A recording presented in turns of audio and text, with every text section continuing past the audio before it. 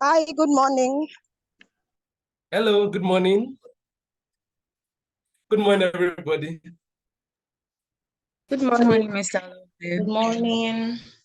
I'm super excited to be here. Good morning. It has been a very wonderful journey. Good morning, everybody. Good morning, Jemima. Good morning, everybody. Good morning, everyone. Good morning. Wow. I don't know about you, but I'm excited. Who else is excited? I am very, very excited to be here.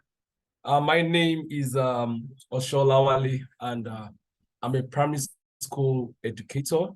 I teach year 5 and year 6, and I teach maths and science, and also general studies, which is the combination of vocational studies and some little bit of history also. I'll be teaching us on strategies for classroom management, especially in this particular century that we are in now. So I'm very excited. I hope to learn from you all. I'm a learner, and the one alone, I can't even count how many things I wrote down. So today, I believe that all the sessions we are all going to learn, and I can't wait actually to also learn.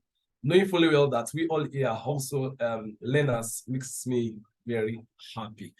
So good morning once again. I'll start immediately. It's 9 o'clock. So I'll just wait a little bit for people to come in so that we can start. Woo! Barry the coder, I got you. Yeah, I got you. We share a lot in common. Yeah.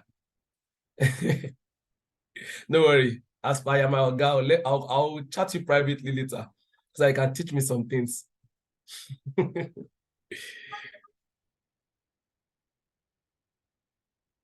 Okay.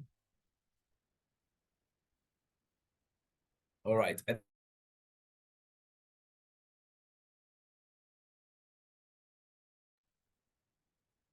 Barry the coder, I got you. Maybe later, as per my Oga, I'll come and learn some things from you. I'm a boy. I'm learning. All right. So once again, good morning. It's 9 o'clock and the time is very short, and we need to get going. So I'll just share my slides so that we can start. All right. So if you're excited to be here, just type, I am excited. Just put it there. Let me begin to see the chat coming in. Just type, I am excited. I want to see us, dropping it. Oh, yes. Oh, beautiful. Oh, I'm getting even more excited compared to how I was excited. Beautiful. Yes, keep it coming. Yeah, keep it coming. Beautiful. Thank you so much. Beautiful. Wow. Esther, I see you.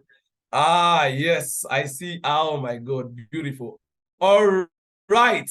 Oh, Abigail says she's super excited. Not like me. My own is super. All right, so let's kickstart. We know to get time like that. So my plan is that we try as much as possible to have an interactive session. It's just an hour, so we don't really have much time. However, I want to learn from you, even though I am the speaker for this particular session. So I'll be looking at strategies for effective classroom management in the digital age. Instead of digital age, I won't put this century, because the more we keep on going year after year, we are getting increased level of technology. Technology keeps on coming, and of course, if you are available in the day one session, you would know that one of the things I picked out is that whether we like them or not, technology is here to stay. There's nothing we can do about it. It's actually here. So if we want to actually work effectively, we would need to key into this particular truth that can no longer be underemphasized. So we just key into it and see how we can actually begin to use it effectively in our classrooms. And Just not even just the classrooms alone now, in our day-to-day activities. So moving from Jankara market to Spar. I don't know how many of us have actually seen Oidumota, on a normal day, Monday to Saturday, like just entering inside that place. Let me give you one example. So these are my outlines, and yeah. So let's look at this picture. Who can tell me which of them is Jankara market? From the first or the second? If you think it's the first, put 1, right? Just type 1 on the chat box. If you think it's the second one, put 2. Oh my God, I can see people know. People know it very well. There was a time during was it not the December period? Sometimes around last 4 years or so. Of course, I was brought up in Isaliko. But this time around, for some reason, I went there on the 25th of December in this same Balogu market. I wanted to get, was it a cloth? I can't even remember.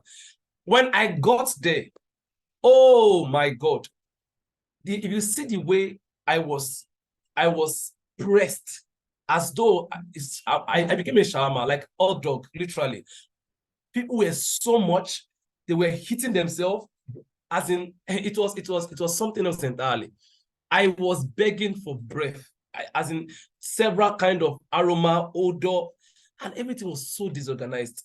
I had to keep asking one person or the other person, I need to get the clothes. And the kind of clothes I wanted to get, it was terrible. It was not a time I really want to repeat again. So it's disorganized, it's not orderly, and the rate at which you can get orange here, then walk like 1 hour, get another orange there, everything is so disorganized. But if you look at the second image, look at how organized it is.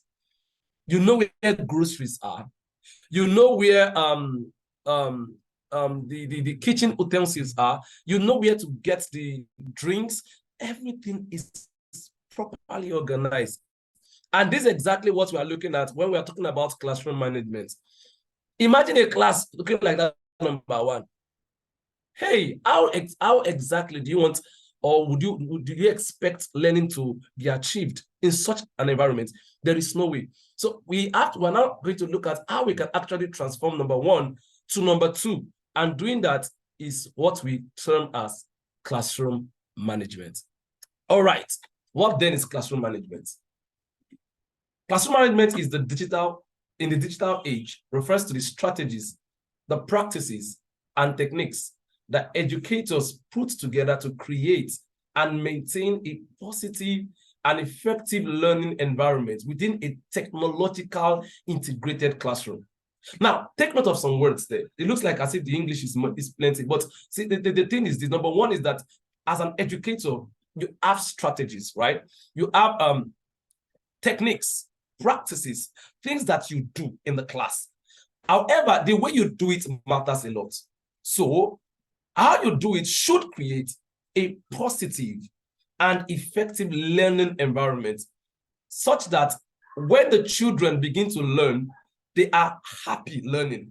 They are enjoying the learning. They want to learn. They are motivated to learn. So as an educator, you can say that you are exhibiting good or effective classroom management when your techniques, your strategies, your practices, putting them together is creating a positive and effective learning environment for the children. Knowing fully well that, of course, your classroom is technologically integrated. And when we say technologically integrated, it's not until when your classroom looks like one CIA room. No. It starts from the little things, right? Just the projector, the cameras, your gadgets, even your phones, the laptops. Already that is a technologically integrated classroom. Okay, of course, the electrical board where you connect to your projector. So when you are able to do this, you can say that you have begun to implement effective classroom management. Now, effective teachers manage their classrooms. Ineffective teachers discipline their classrooms. What do I mean by this? When you are an effective teacher, you want to see how you can properly manage your class in such a way that every child is carried along in such a way that you don't need to continue to shout at the top of your voice just because you want to get the attention of one particular child. Severally, in my little sojourn in this journey of educating, I found out that some teachers, they tend to, they feel like how harsh or how strict or how very disciplined they are makes children to learn. I will not lie to you, not these children of nowadays. The way we were treated during our own time, when I make a mistake and that child say, come outside, Olawale, come out here. Now, stretch your buttocks on the seat. And they will give me lashes to the extent that my eyes will bulge out. Even if I don't want to cry, I wind up crying because why going back to my seat? I will have my friends that will say, hey, sorry. That sorry alone will make me begin to cry. I mean, I don't want to cry before. The tears will just begin to roll down like a fountain, just keeps coming. So in such a scenario, you would think that you are effective because you know how to, you shout the loudest, you know how to discipline best.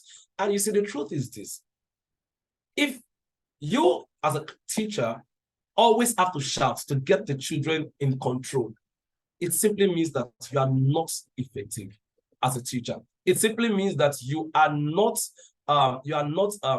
giving a very proper classroom management. And you see, the problem is this: it's always one child or two children actually that actually has the issue. And by the time you are busy shouting on this one thing we fail to understand is it's affecting the other children. The other children are affected. Oh, why is this? Because, and if you start that shouting in the beginning of your class already, your lessons that you're going to be delivering on that particular day, in that particular hour, you should not expect a 100% effective learning outcome, because the children will, some of them will already just lose it. Some of them will just shut down because you were shouting. And you now meet some kind of children that they don't like being shouted at. Get out of here. What's the problem? I'll smack you. I will do this. And the child says, I will report to my mommy. And immediately she says that you two now reply. And you have a lesson you have a lesson actually to deliver. What you've done is that already the environment is no longer positive. Already the environment is no longer conducive for adequate or effective learning. So effective teachers, like each and every one of us here, we manage our classrooms. We are not ineffective. We are not the ones that have to shout, or you stand up there, you run from here to there, you stand on your table during classes.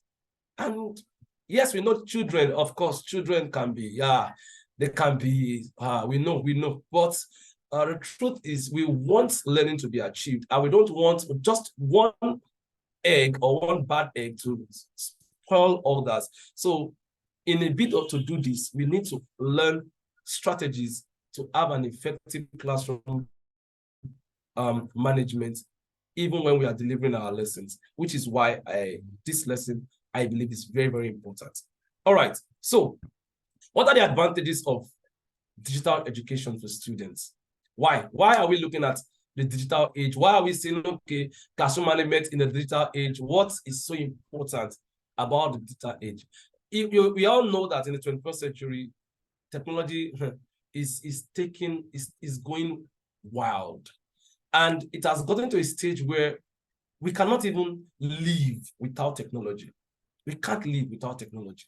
And children are beginning to understand this aspect. And if they are not properly taught, there will be issues. Things will not go well. Things will not go the way that they ought to go. Okay? Things will not go the way that they ought to go. So what then are the advantages? Number one, personalized learning. You see, when you begin to teach children or engage them using technology, one of the things that you stand to gain as a teacher is that the child begins to learn by himself. So even when he doesn't really have that much support here or there, he is engaged. He wants to learn. He wants to go into the internet, know more about the particular topic that you've taught, know more about that particular thing that you said, know more or learn more about what you have, what you say you're going to teach the next day. So when that happens, you see a child coming to the class the next day and it's like, Mr. Olawale, I learned about the skeleton and I can name 30 bones in the skeleton. The child has gone ahead, and whereas the topic for that day was a skeletal system, but because you told them prior to that day that their next topic is going to be skeletal system, the child has gone into the internet, has gone to study. And of course, that makes a child feel motivated to learn. Another thing is that it makes students acquainted with digital technologies and tools. At least you can be sure that, yes, this child is not lacking behind. You can be sure that this child is effective, is actually how am I going to put it now? You can be sure that the child is moving with the wave of the now. The child is not back there, but is also following the trend, the way things are done in the now, the 21st century way. So when you allow children to actually to learn how to use technology in order to get learning achieved, one of the things you stand to gain is that they are acquainted. They are not new to it. They're not new to it. Tell them, get a laptop, press the space bar, click on the space bar, click on the enter key. They know what it is. They know how to get all those things done. It's very funny. Even children nowadays of 7 years old, 8 years old, if they collect your phone, there are some things they will do on that phone that you'll be wondering, how did you know this? It's to tell you that if we are not up and doing in the aspect of technology, children will just take over everything. And which is why one of the things which I'll also be discussing briefly is how we can actually make sure that this thing is curtailed so that we don't have children that end up doing things they should not do due to technology. Okay, so number 3 is deeper involvement of teachers and parents. Yes. In this digital age, one thing technology has helped us as teachers is that it helps us to be able to get feedback from parents and even let parents be it helps us to bring the parents into our space, into our community. They know what we are doing part-time. They know what the children are engaged in. So when technology has helped us, even if their parents are in their workplace or they're at home, they don't know what their children are doing, one thing technology has helped us to do is to give the parents an overview of what their children are learning in the classrooms.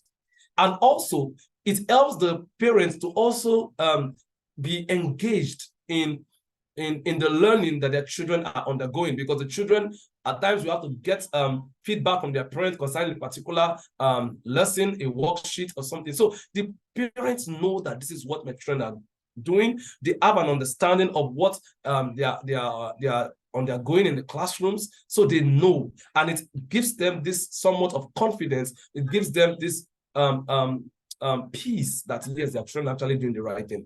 Another thing again is that technology increases engagement rates. Yes, the rate at which children are engaged is increased. You don't need to do too much as a teacher. All those writing on the board, write like 7 pages. You are done. Your hands are they are nimble. They are shaking by itself. Everything is right there. It's in the internet. Everything is there. So the children are engaged. There are worksheets, millions of worksheets concerning about any kind of topic you want over there in the internet. So there's a high level of engagement. The children are engaged. They have something to do part-time, per season. There's always something to be done. Another thing again is that it makes students more accountable. Yes, it makes students more accountable. Technology makes students more accountable. So because you know that if you don't do this, it's going to be obvious. Everybody will know you didn't do it. Because imagine you tell a child now, create a presentation on the skeletal system, or create a presentation on the history of Nigeria. Everybody, all the students, all the other children will come to the class and they have it done. You can't present it. There's no way you can just type something and just get a presentation under your name. It's not going to work. So it makes them more accountable. Of course, it's also it extends the learning opportunities. So there's an extension of learning opportunities because of technology. What do we mean? Now, as a teacher, even you as a teacher, you want to teach a topic the next day. Just going to the internet and sourcing for information. There are a lot of ways you can actually teach that concept just because you have actually gone to do some finding. For example, I'm this educator that I don't teach mathematics, using just one concept. No. I believe that one road doesn't just lead to a particular destination. There are many ways you can actually get there. So if I want to go to, let me use Jankara, for example, you'll find out that there's a street coming from this side, there's another street coming from this side. That means that it's not only one way I can get to Jankara market. It's not only one way I can get to Balogun market, or I can get to Lekki Conservation Center. There are many ways I can get there. Whether it is long or it is short, the major thing is that I will get there. So I do this because I know that not all children learn the same way. There are some that they want to understand it in a long way. There are some they want to understand it in a short way. There are some that you have to break it down for them to understand. There are some you have to show them pictures, show them videos, give them hands-on activities for them to understand what exactly you are trying to say. So because you, as a teacher, you've gone and you have, you've learned a lot, you can come to the class and give several concepts that will end up leading to the same destination. And even the children themselves, they can also learn a lot, because children, when they learn this concept and you give them a video to go and play at home or something, they will go home and they have other ideas. I will never forget one particular day. That I was teaching was it number system, using number lines, and I think a child just raised up her hand and she taught me a concept, and I was like, wow, I didn't know this. I said that we all gave her a round of applause. Of course, definitely my applause was the loudest. I was like, wow. Now, what the child has added to my own understanding. How did the child get this? She went home, her dad asked her, what are they doing right now in mathematics? And the child told her, and the father was like, went online and he got that concept, and that was it. Now I can't forget that concept. So other children coming to the class now get even an additional method to solve the same thing. So that is one of the things. And of course, it motivates students. I already said that before. Then it makes students smarter because they learn a lot of things. There are a lot of ways they can actually learn a particular thing. So these are the advantages of digital education for students. So if we look at the advantages, what then are disadvantages? Now, I won't be dwelling too much on disadvantages because I think the last session is on technology, which of course, I'm there. I want to learn in that last session. So one of it is potential of online risk. Of course, there are a lot of risk, in the internet, a lot. I'll never forget a particular time I was browsing on the internet and one graphic picture just popped out of nowhere. Boom. I can't count how many times I said blood of Jesus before I just switch on to the entire thing. So children are exposed to these things. And this thing can just pop out when they're trying to innocently look for solutions to problems. You just see, boom, something that's, of course, I know some of us, if you understand what I'm trying to say, can I just see, just show me in the chat box if you understand what I'm trying to say. It's now getting crazy, right? You can hardly enter a website and not be careful. You are beginning to get too careful not to begin to see some things. Even spiritual websites, at times it is hacked and you just see something, boom, and you're like, what? And so it's risky, right? The number two is not 100% reliable. It's not 100% reliable. Most of the things we have on the internet, now people like us put them for there. Thank you guys. I really appreciate it. Thank you. So I want to be sure that we are we're on the same page, right? So people are the one that kept these things there. I can't count how many times that I go online to get other concepts in order to solve a particular problem or something. And I will see some solving and I'll be like, not be this. One Indian guy solved the thing and it was not correct. And if we don't train ourselves enough, and in order to help these children, they will just keep getting the garbage, and not, getting the things that they ought to actually get. And that again is that it provides opportunity for academic dishonesty. It provides opportunity. Look at that COVID time, for example. Hey, children learn things, a lot of things. You will see a child will say, I'm here, I'm doing the homework, whereas the child is with a PlayStation pad. She will keep it, he or she will keep it down there, and like, I'm doing the homework, and whereas there's a TV right in front of her, and she's playing this thing. Many of them are not doing what you tell them to do. So one of the things about this technology thing is that it can give room to academic dishonesty. You can be in the class, you tell them to, bring out their laptops, and, probably you're having a presentation or something. You won't know if you're not careful as a teacher. You won't know something is happening at the corner at the back, the back left corner or the left back corner. Something is going on there, and it's until when you now begin to see them begin to laugh. see, I've seen things. It's when you begin to see them laugh and begin to giggle. You'll be wondering, Maya, what's going on over there? And they begin to shake. Then you know that, yes, something else has been going on over there. And they know how to press alternate and tab together, pim, to go back to what they used to do. And they'll say, nothing. So that's one of the disadvantage, probably of this technology thing. It's most of them tend to want to, be dishonest. And that means that it provides distraction for students. They are distracted. Some of them, Minecraft, Roblox, they get so, distraction, addiction, and of course it hurts communication skills. The children don't want to talk, especially when they are in their system. They prefer just secluding themselves, just be in one private place, only them and the laptop, and just doing whatever they want to do. So most time when you call them Shade, or you call Kevin, or you call Subosun, they may not even answer because they have something over there. And when you come into their room and say, what are you doing? I've been calling you. You will definitely get this reaction of, don't disturb me. Don't disturb me. So it's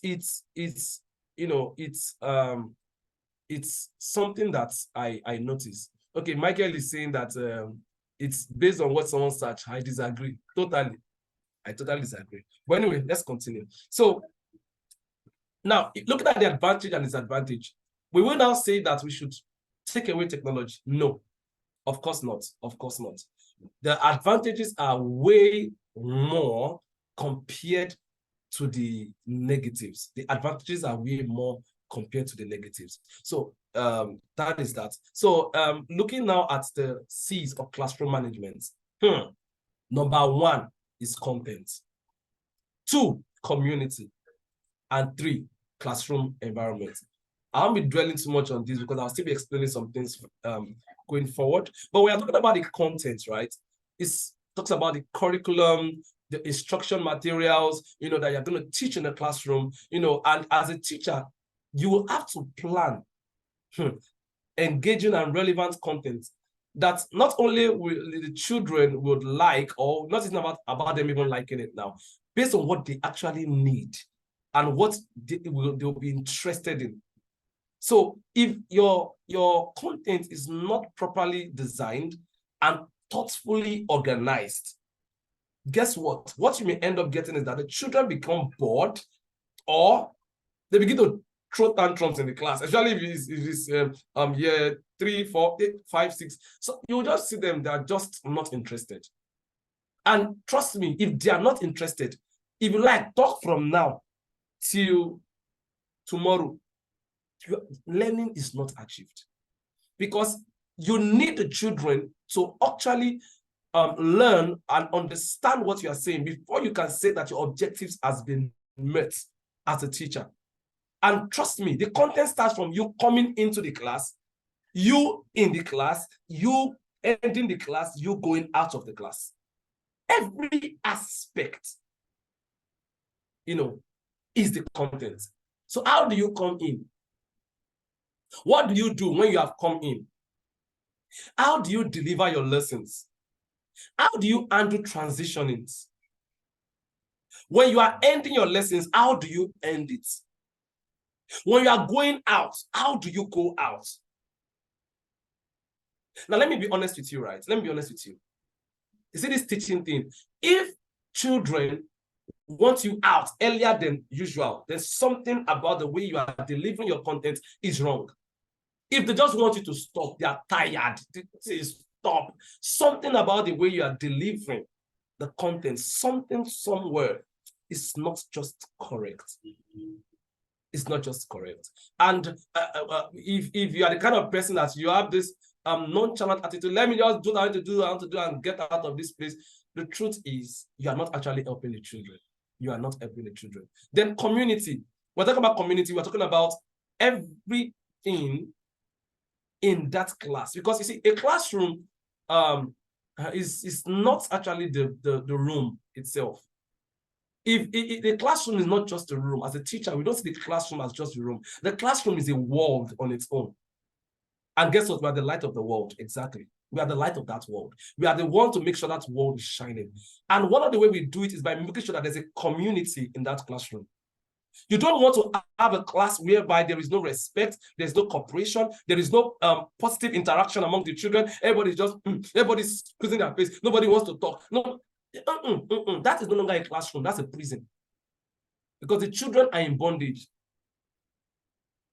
So you shall know the truth, and the truth shall set them free. Is you bringing the truth into that particular classroom, that freedom is actually. So the truth is, if your classes are not engaging, the children are not motivated to learn, they are bored, they are not talking, they are not interacting, they don't respect each other, there's no cooperation, there's no collaboration, there's no, that's not a community, and that's not even a classroom, it's a prison.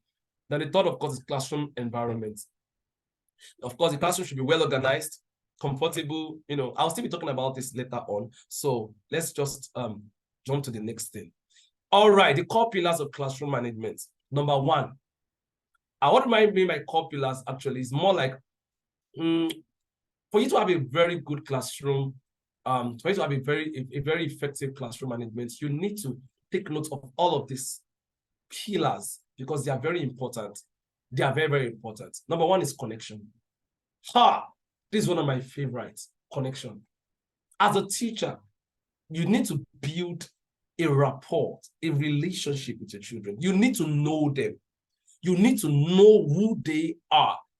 Knowing who they are, understanding their personality, understanding how they learn, understanding their differences will help you to deliver a proper content. If you agree with me, let me see that yes. If you don't agree, put no there so that we can know how to help ourselves. So if you don't build that rapport, if you don't build that relationship,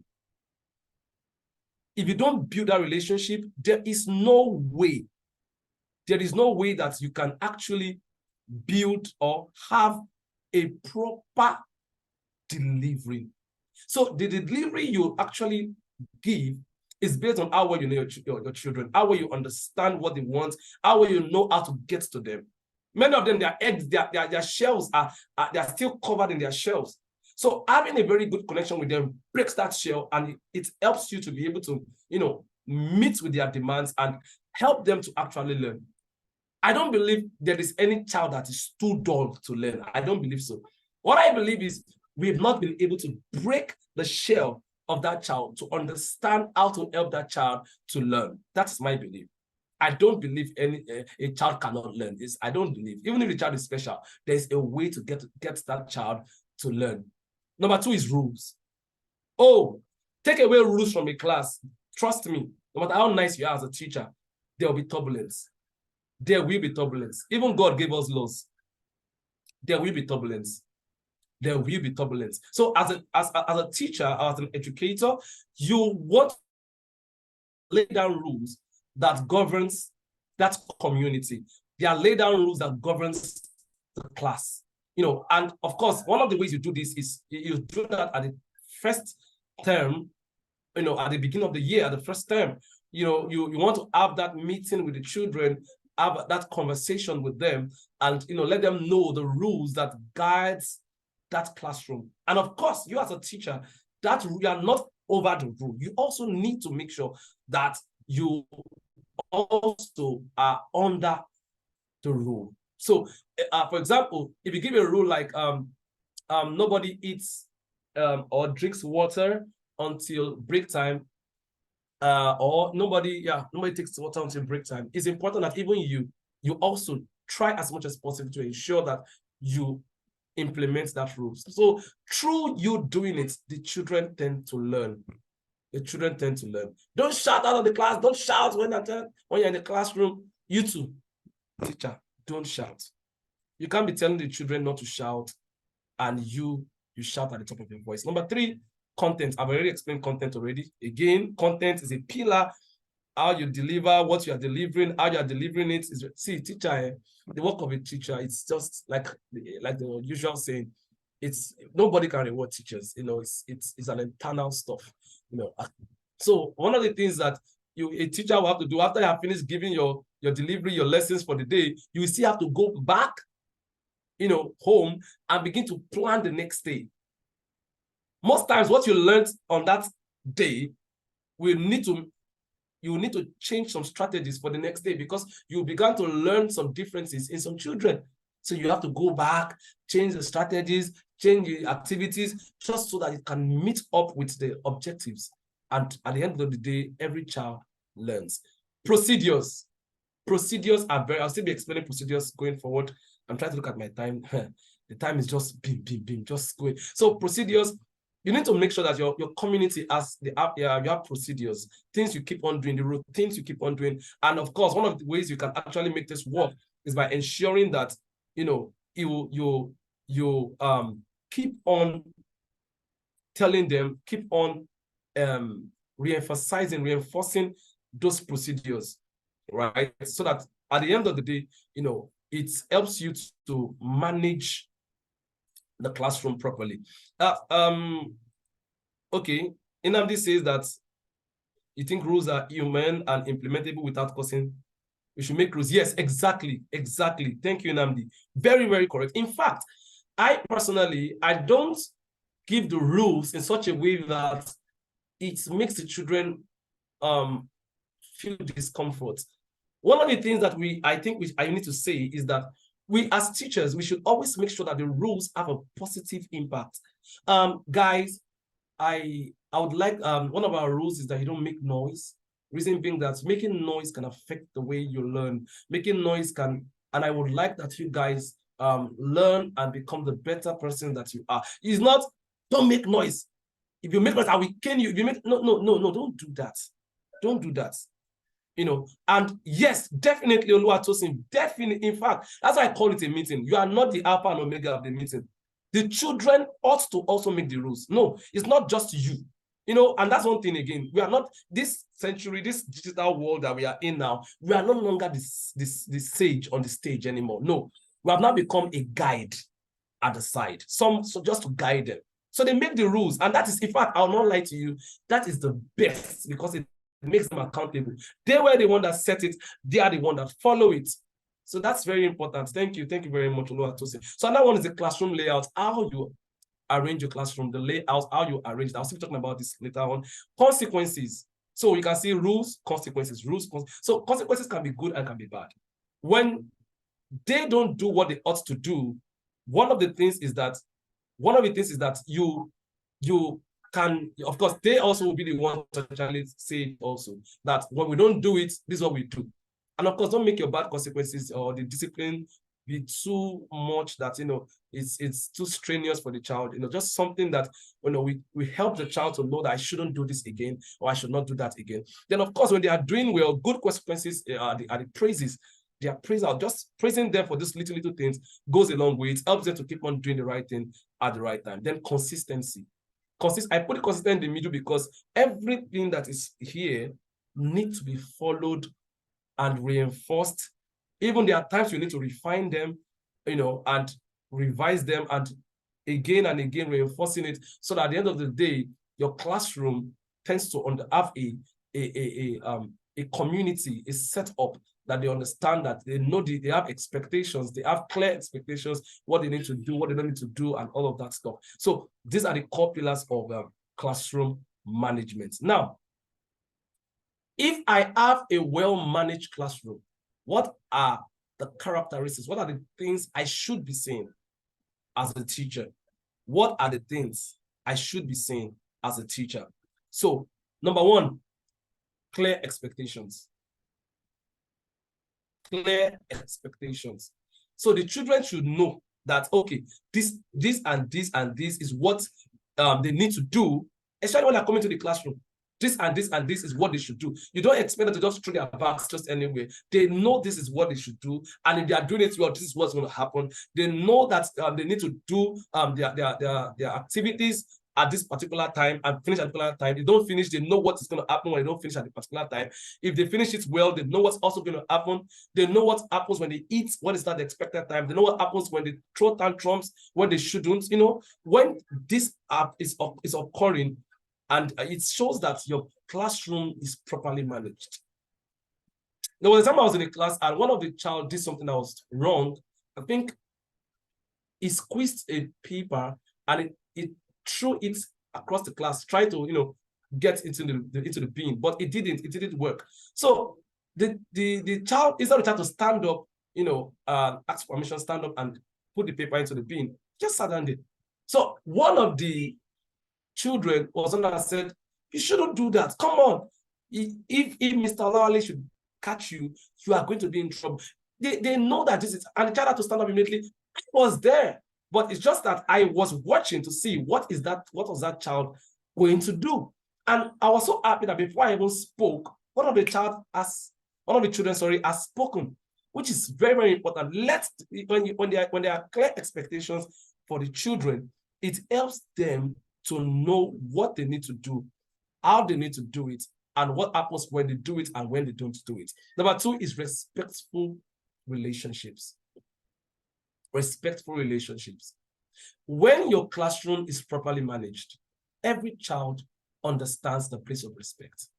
Every child respects the teachers, respects themselves. They understand the value of respecting each other. They understand that respect is reciprocal. They don't talk back at the teacher when the teacher is trying to explain something to them. They don't just shout at the top of their voice while the teacher is actually giving his lessons. They don't just, begin to behave abruptly when with respect. Even if they are not okay with something, they will keep it until after the class. Oh, Mr. Olawale, I was not happy about what so person did, and I felt like I need to tell you about it. Beautiful, respectful relationship. And of course, it starts from you as a teacher. Someone did something that was wrong, you noticed it, and you're like, you don't have to begin to talk when your lessons are going on. Samuel, we need to talk after the class. You continue.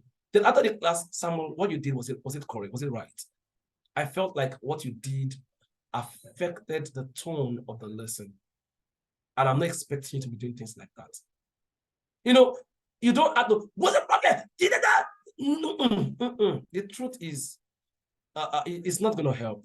It's not going to help. So at the end of the day, the child respects you, treating that situation without actually making his friends laugh at him and all that stuff. So at the end of the day, the child doesn't want to do it again, or would not want to do it again, because he or she knows that what he did, was wrong. And there's this respect in the classroom, right? So when the classroom is properly managed, we have respectful relationships. Another one is engaged learning. You don't want to come into a class and the children are just jumping here, jumping there. This one is doing something there. That one is doing something here. So, and that is why as teachers, we need to understand differentiation. I won't be going there. Someone is going to be teaching that, of course. But okay, probably you have the high flyers, the low flyers. Oh, these high flyers are done. They should have something they are doing. They should not be done and use their done to done somebody else. No. Yes, they are done. They finish the sums immediately. Get them something else to do. Engage them, doing something else. Just engage them into something. Let them be doing something else while the other ones are still coming up, trying to finish up their sums. No, don't say, okay, we are done. And they begin to talk in the class, talk at the top of their voice. The truth is, at the end of the day, you are distracting the other children trying to do their own sums, and they themselves, they are disrupting the atmosphere of the classroom. And trust me, if a parent comes to the class at that moment, they will not be happy that such a thing is going on. Okay, so the next thing we need to look at is, okay, smooth transitions. When there is smooth transitions, of course, definitely, it's even in a well-managed classroom, there's always smooth transitions. Going from one activity to one activity is easy. The children are not running up and down to get things done. Then positive classroom climate, I already talked about that. Then time management. You don't want to do a 40-minute or 45-minute lecture, using 1 hour. It's not right. So that's why as teachers and educators, we need to plan, ourselves. There's not much time. Let me just, okay. So the next thing is, what are the current management practices in the digital age? 1, environment. 2, the procedures. I said I'll be talking about the procedures. Then 3, the student engagement. So 1, environment. Now, as an educator, you don't want your classroom to look like Jankara markets. So when you are looking at classroom environments, 2 things are very important: the learning space, then the rules and consequences. I won't be going to the rules and consequences. I've already talked about that already. But the learning space. And under learning space, you need to, when you want to create that space, 2 things are very important: 1, the learning task, and 2, teacher mobility. Those 2 things are very paramount when you are, trying to create that learning space for the children. We all know the classroom style. Look at that, the first one, this particular one. It's very common. That's the one that we will use in our old time, the traditional method. Now, if you as a teacher, this is only the method you use in your class, there is no way you can allow proper collaboration among your children. So that means that in this age, you will need to always change the sitting arrangement. Look at the small group. The small groups helps in collaboration. The boardroom, this one I use for our meetings. When I want the children to, I and the children want to have a meeting, we use the boardroom style. And of course, we also use the boardroom style for some hands-on activities. Then we have the U-shaped style, also for board meetings. When we want to have our meetings, we want to talk about something, we use the U-shape.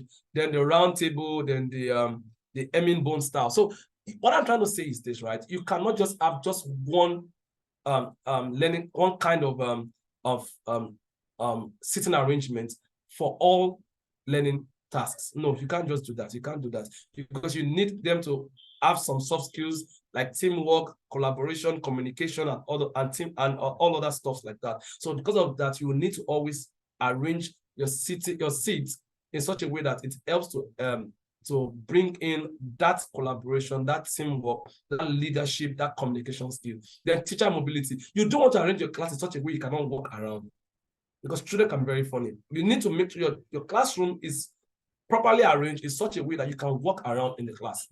Not the one that you just stand at the front, you don't know what all the children are doing because you cannot actually walk. Everywhere is class. No. You need to be able to walk around. Then, of course, I've spoken about the rules and consequences. When your class have a little of yourself, what happens is that the environment is positive, your environment is engaging, and the environment, brings motivation for children to learn. Procedures.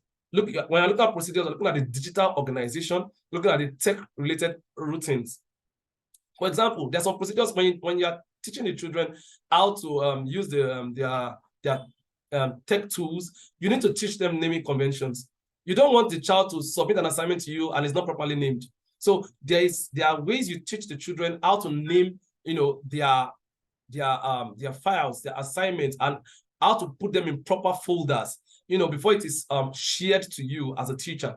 And of course, those of us that use Google Drive, you understand what I'm trying to say. You don't want the child to just name it abruptly and just drop it anyhow, because we all know how very stressful and frustrating it can be searching for just one child's assignment. You want to know that, okay, this is where this child put it, because the child wrote his or her name and put the year and the dates, or not even the year, the date of he or she did that particular assignment or that particular worksheet. And of course, minimizing obstacles. You don't want to be giving children heavy URLs. You know, you have bits.ly. You know, shorten the URL so that the children can be able to actually you know, they can actually work with it. So you will minimize the obstacles. Okay, so then take related routines, take supplies. How do I come into the classroom when it's time for us to bring out the tech devices? How do I want to go about it? How do I want to, you know, where should I put my devices? How do we charge it? All of these things, as a teacher, as an educator, it's not, it's different for teachers, but you need to know after procedures. Let the children know this is where you put your devices. If you have a device rack, let them know, let them have names put on it and all those stuff. Then entrance routines with devices, how to transport devices, where to put them. Don't put them where there's water. Don't put them while you're eating, all those stuff. All of these things actually are procedures. Sorry, I'm trying to rush because of my time so that we can have questions, okay? So all of these are the procedures, right? So then digital citizenship, this is very important. I'll just outline them quickly. Teach the children digital citizenship. Number one, how to respect themselves and others. Don't go online chatting each other and be insulting yourselves is wrong. How to stand up to cyberbullying when they see it happening. Now, that's one thing. Educators, please teach the children cyberbullying, how to prevent it, what to do when it comes up, how to stand up for it. It's very, very important. Then how to respect copyright and intellectual property. Please teach them. It's not, they don't just bring people's stuff and just begin to take ownership of it. It's wrong. Let them know how to carefully manage their digital footprint. Don't do some things and not close your work properly. Someone else can get there and do something else to it. Then balance their time, this time is spent online and on media. This one. The Lord will help us. We need, as teachers, we need grace to be able to teach children how to discipline their time, especially when they are on the media and they are online. They have to stay safe. Very, very important. We've heard so many things. If you are on the news, you hear so many things. How a 14-year-old girl died because of, I think, one TikTok and stuff. It's very important we teach them how to stay safe online. They have to protect private information for themselves, their password, all of this stuff. It's important that we teach them all these things so that they don't become victims of what is going on around. Then when they're using their devices, as educators, we need to learn attention grabbers, eye contact. Hey, everybody look at me, hands off the keyboard, put your hands together, hands off the keyboard, screens at 45 degrees, signaling to them. The signaling can be claps, just a clap or two claps, just so that the children you can know that they are listening to what you are saying and you understand what you are doing. Then face forward or screen timers. The screen timers, I like that one. Just put the time over there on the projector. You project the time for them on the board and they know that, yes, they are working with time. All of these attention grabbers are very important, especially in this age and time. Then work on digital portfolio. This one is for children. Teach them how to get their blogs, how to write down what they need to do, and teach them what are those things they should not do. That's citizenship. Then engagement. Please, as educators in this digital age, make sure that your learning tasks are authentic, very important. Then use simulations or games when you are also teaching them. You've seen many quizzes. I would have loved to show you how quizzes is used. And you have Kahoot. We have several of them. Very, very important. So that is that for that. I will have some questions, but my time, I have 10 minutes more. Okay, let's look at this picture. I want us to what do you think about this picture? What do you notice about it? And what do you think the teacher ought to have done differently? I saw this and I was like, wow. The teacher is even frustrated. So please, I need our comments. What are we seeing here? What's going on? Yeah, boring class. I like that one, Jessica. Jankara market. Jankara market. Oh, he said it's too small. Oh, sorry about that. Let me see if I can. No class control. Yes, distortion. Exactly, right? Distortion, disorganized class. So what do you think the teacher ought to have done differently? What do you think that teacher ought to have done? I need just maybe 3-4 people. What do you think that teacher ought to have done? What can he do to actually, he said the arrangement is 0. Yeah, engage the children. There are no rules. Exactly. Old method. Thank you. Old method. Yeah, exactly. Yes. Create engaging lessons, collaboration. Thank you. Change the arrangement. Oh, yes. Beautiful. Call the attention of the children. Thank you so much. Michael, Badibo, I like that one. A play approach. Induce a game to catch their attention. Oh my God, I'm enjoying this. You guys are just wonderful. Let's see the other one. Look at this one. What do you think is going on here? It's almost the same with the other one, but what do you think is going on here? What do we notice from this picture? What do we notice from this picture? Pupils are not carried along. Thank you, Mercy. Very correct. I think the teaching is boring. I know, right? I know, right? I know, right? Boring teaching methods. Passive learning. Teacher-centered. Thank you. They don't allow the children to also, be a part of the lesson. Yes, they are disconnected. Not all the children are carried along. Thank you. Oh, workload. Thank you. Just forgot a child who was a different learning style. Beautiful one. Beautiful one. Talking to the board. Beautiful. Beautiful, beautiful, beautiful. I really appreciate. Okay, so I have just how many minutes more? So that we can have take some questions. I know I'm sorry, the time was just rushing. Yeah.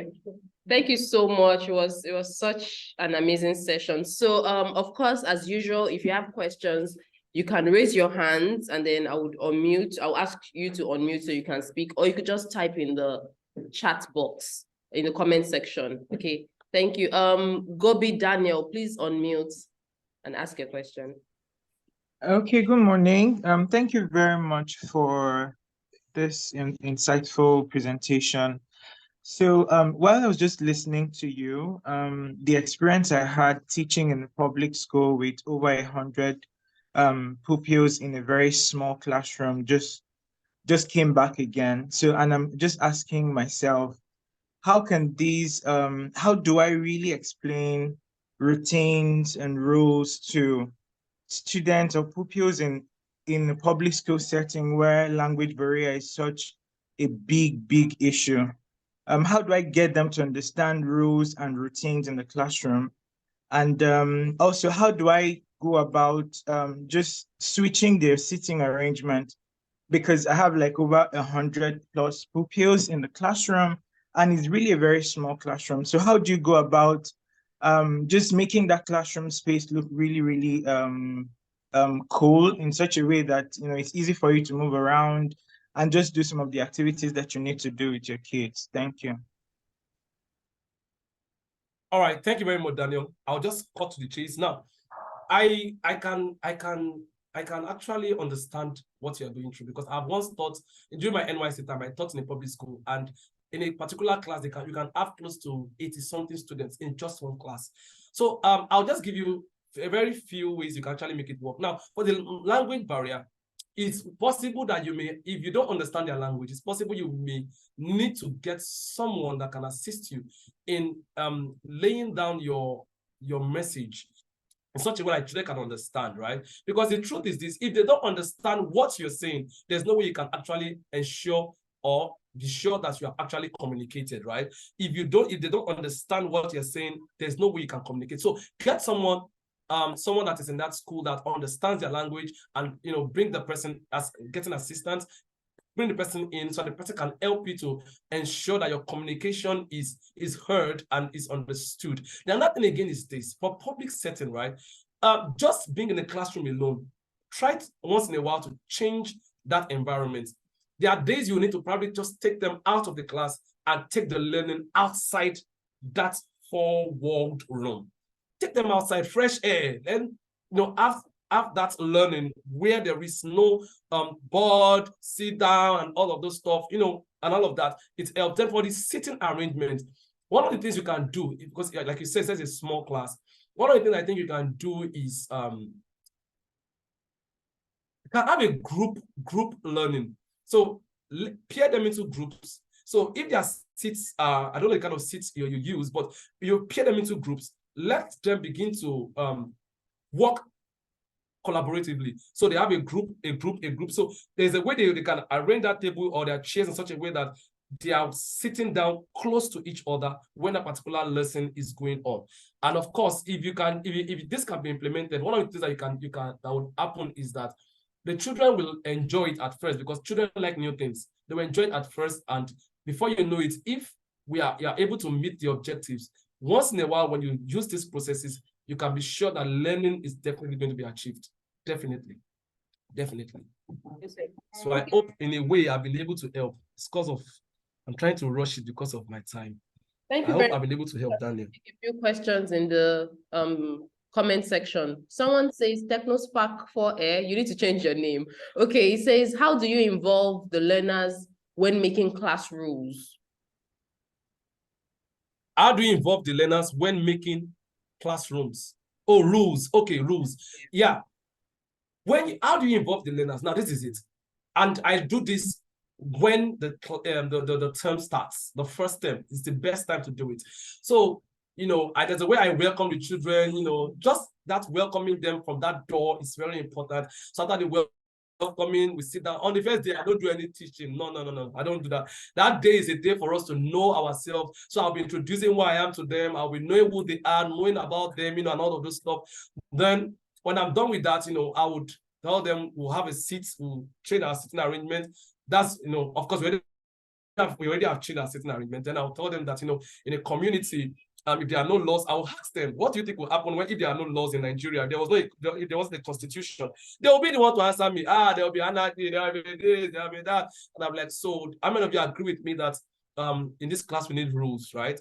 I'm sure immediately I ask that question, they will all want to say yes. Then I'll allow them to, give me rules that we think that we need in this community, in this class. They will begin to say that my work is to guide what they say or to add a little bit to what they say.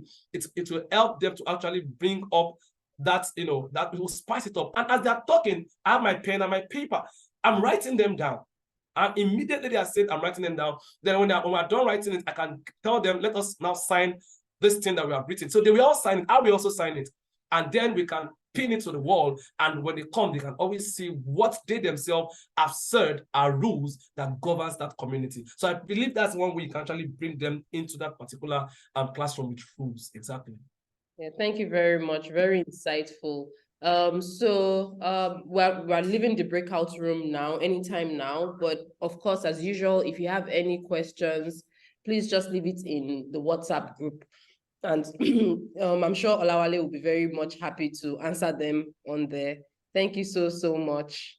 Definitely. Thank you very much. Definitely. Thank you very much. Thank you very much, everybody. I appreciate it. Thank you so much.